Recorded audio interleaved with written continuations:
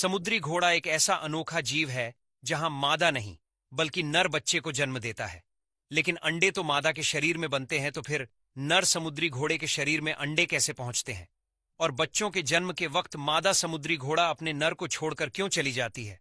फिर नर के जन्म देने के बाद बच्चों का क्या होता है? आइए जानते हैं समुद्री घोड़े के अजीबो गरीब रहस्यों के बारे में।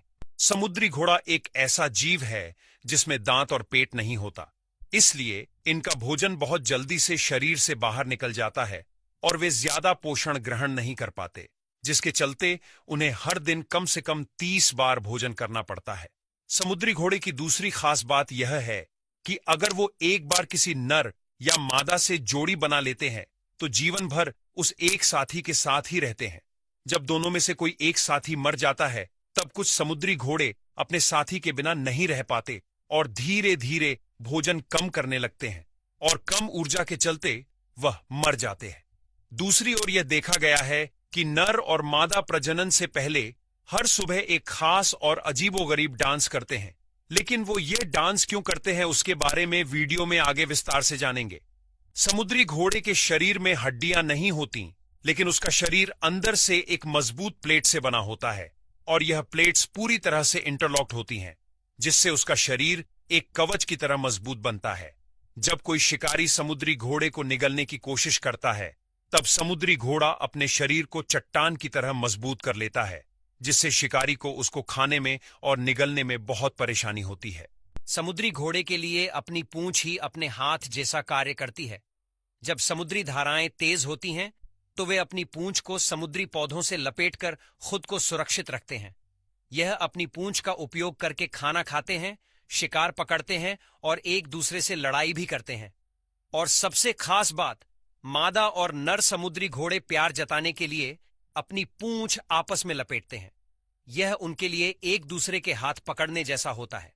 अब जानते हैं कि नर समुद्री घोड़ा कैसे अपने बच्चों को जन्म देता है।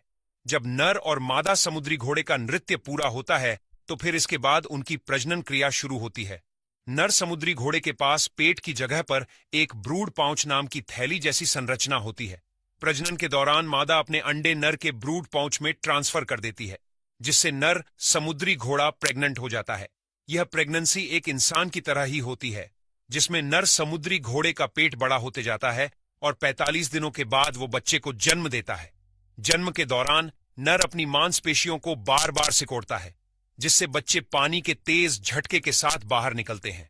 एक नर समुद्री घोड़ा एक बार में 50 से लेकर 2000 बच्चों को जन्म दे सकता है। जन्म लेने के बाद बच्चे तुरंत स्वतंत्र हो जाते हैं और अपने खुद के दम पर अपना जीवन शुरू करते हैं।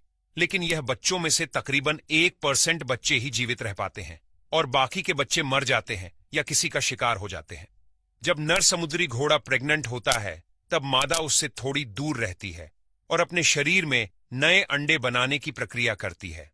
जब नर बच्चों को जन्म दे देता है फिर उसके बाद नर और मादा तुरंत दूसरे नृत्य के लिए तैयार होते हैं और इस बार नृत्य एक दिन से भी छोटा होता है और उसके बाद फिर दोबारा मादा नर के ब्रूड पाउच में अंडे देती है।